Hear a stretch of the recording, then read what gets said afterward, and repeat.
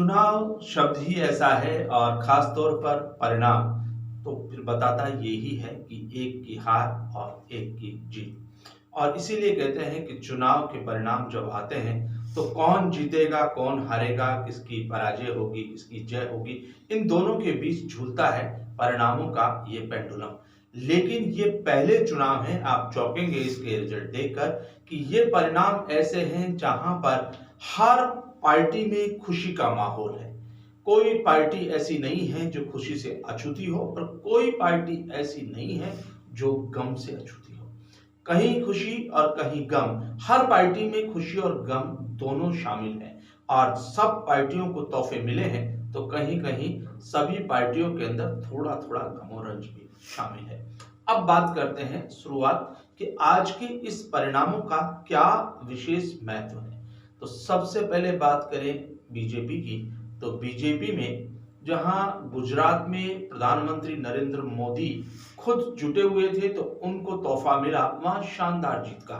न केवल शानदार जीत बल्कि पिछले सारे रिकॉर्ड तोड़ के, कांग्रेस के जो रिकॉर्ड थे सोलंकी के समय के वो तक टूट गए और शानदार जीत का तोहफा प्रधानमंत्री नरेंद्र मोदी को मिला और बीजेपी भी इस परिणाम से बल्ले बल्ले है। लेकिन तोहफे ही नहीं मिले, ना केवल खुशी, थोड़ा थोड़ा गम भी आया है हिस्से में और वो गम है हिमाचल का, वो गम है दिल्ली एमसीडी का। अगर बीजेपी बहुत उत्साहित है, बहुत फटाके फोड़े जा रहे हैं और बहुत कुछ खुशी का इजहार है तो कहीं न कहीं गम का साया उसके ऊपर भी है कि किस तरह से उन्होंने अपना एक स्टेट हाथ से गवा दिया जो उनके पास था, वो था हिमाचल और वो अब कांग्रेस की झोली में जा रहा है। तो एमसीडी में भी उनकी सत्ता जाती हुई दिख रही है। अगर कोई जोड़ तोड़ से नहीं बना पाते तो फिर ये आपके पास रहेगा। तो कुल मिलाकर अगर आज का दिन देखें तो बीजेपी में खुशी का माहौल भी है तो फिर सत्ता खोने का, हिमाचल की सत्ता खोने का, दिल्ली में एमसीडी की सत्ता खोने का गम भी है। उसके साथ साथ यहाँ एक बात और आप देखेंगे कि ये कुछ पार्टी के आंतरिक समीकरणों को भी संतुलित करता दिखाई दे रहा है।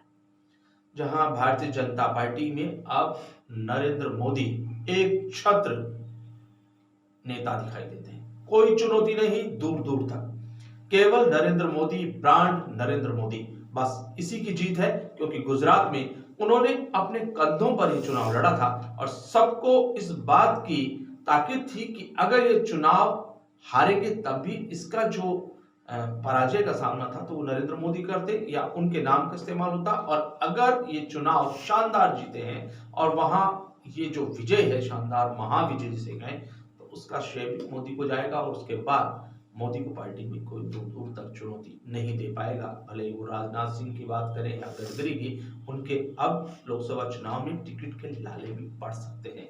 ये बात पहले से ही मानी जा रही थी कि अगर मोदी का प्रदर्शन बेहद उम्दा रहता है, अच्छा रहता है, तो उसके बाद पार्टी में भी जो छोटे छोटे सुर उठते दिखाई दे रहे हैं, न केवल सुर शांत हो जाएंगे बल्कि ये इस तरह के जो उनके कदावर नेता हैं पार्टी में, उनके लिए भी स्थिति सहज नहीं होगी। लेकिन उसके साथ साथ एक और बात कि अगर मोदी ने अपना शानदार प्रदर्शन किया तो उनका कद बढ़ गया, तो फिर राष्ट्रीय अध्यक्ष जेपी नड्डा क्या करेंगे? जेपी नड्डा अपने ही राज्य में सत्ता अपने हाथ से गवा चुके, तो यह दावा कि एक पार्टी के राष्ट्रीय अध्यक्ष अपने गृह राज्य में सत्ता नहीं ला पाए तो जेपी नड्डा के लिए तो सवाल होंगे और ये सवाल पार्टी में भी पूछे जाएंगे। अब चलते हैं कांग्रेस में।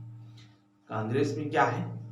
कांग्रेस में अगर गुजरात के लिए अशोक गहलोत से सवाल पूछे जाएंगे, रघु शर्मा पर सवाल उठेंगे कि उन्होंने 4 साल 3 साल जब से उनको प्रभारी बनाया, 1 साल क्या किया, वहां की जो लोग उसके प्रभारी थे गुजरात के, उन पर सवाल उठेंगे कि गुजरात में किस तरह से ये सफाया हुआ कि जो कुछ पहले था वो तक भी खो चुके हैं।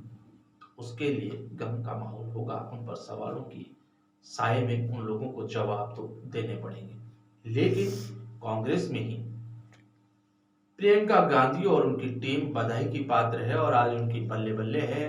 ये प्रियंका गांधी के लिए एक शानदार तोहफा है कि उन्होंने अपने नेतृत्व में इस चुनाव को लड़ा, क्योंकि राहुल गांधी भारत जोड़ो यात्रा में व्यस्त थे, उन्होंने हिमाचल में कोई खास काम नहीं किया इस पूरे मामले को लेकर, चुनाव को लेकर।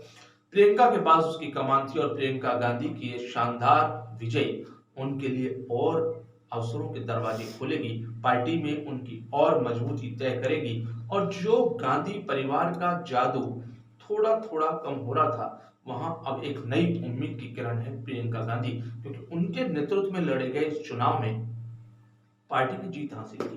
तो फिर इसके लिए उनको बधाई भी बनती है और उनकी सफलता पर कार्यकर्ता बल्ले बल्ले भी। हमने कहा ये दिन ही ऐसा है, कहीं खुशी कहीं गम, सीने में बर्फ और आग दोनों रखे हुए हैं। हर आदमी अगर बधाई स्वीकार कर रहा है तो कहीं न कहीं असफलता का साया भी उसका पीछा कर रहा है। मुख्यमंत्री अशोक गहलोत के पास अगर गुजरात का प्रभार था, या वो प्रभारी रहे, या उनके पास किसी तरह से इन सारे चुनाव को देखने की जिम्मेदारी थी और वहां पार्टी सब कुछ गवा बैठी, तो उनके पास जवाब देने के लिए सरदार शहर का उपचुनाव है, जिसे शानदार ढंग से जीत हासिल की। वो जब पार्टी यहाँ सत्ता में है, और जब सत्ता में जो पार्टी होती है तो नाराजगी के बड़े बड़े दावे किए जाते हैं मतदाताओं के। सबको धता बताकर अनिल शर्मा शानदार ढंग से विजय रहे। तो ये मुख्यमंत्री अशोक गहलोत के पास एक कार्ड बच गया कि राजस्थान में उनकी सरकार की कार्यदक्षता अच्छी है, इसलिए वो भी खुश है और उनकी टीम भी है बेहद खुश। गुजरात गया, लेकिन राजस्थान जहां हम काम कर रहे हैं, जहां हमारी सरकार है, वहां हमारी अगर इस पूरे एग्जामिनेशन को देखें तो प्रगति रिपोर्ट बढ़िया है। एक उपचुनाव था, जीत गए, और वो भी शानदार ढंग से जीत गए, तो फिर यहाँ तो रिपोर्ट कार्ड अच्छा ही कहलाएगा। अब बात करते हैं उत्तर प्रदेश की। उत्तर प्रदेश में अखिलेश यादव के पास बढ़िया रहा, यानी समाजवादी पार्टी को भी अछूता नहीं छोड़ा। उसकी झोली में भी डिंपल यादव की जीत की खुशी और उनके उम्मीदवारों की जीत की खुशी, और समाजवादी पार्टी में भी बज रहे हैं बाजे। तो कौन सी ऐसी पार्टी बची? आप दिल्ली का बाजा बजा रही है, दिल्ली का बाजा बजा के खुश है, जेब में रख करके गुजरात का गम। और समाजवादी पार्टी उत्तर प्रदेश में अपनी उपलब्धियों पर बखान कर डिंपल यादव की जीत और इन सब से खुश हो सकती है, बढ़िया है। और मोदी जी के बढ़ते हुए कद के साथ योगी जी की थोड़ी सी लगाम भी लग जाएगी इन चुनाव परिणामों के बाद। तो अब बात करें, बीजेपी बेहद खुश, कांग्रेस खुश हिमाचल पाकर, समाजवादी पार्टी खुश डिंपल यादव की जीत और अपने प्रत्याशियों की जीत के साथ। तो आप भी खुश दिल्ली में एमसीडी में अपनी शानदार प्रस्तुति को लेकर। तो आज का दिन सबके लिए लॉटरी वाला, सबके लिए बधाई वाला। हाँ, थोड़ा थोड़ा कम सबके पास, लेकिन खुशियां अच्छी है सबके पास। काश ऐसा दिन सबके लिए हो कि हार ये हार नहीं, जीत भी सबके पास हो।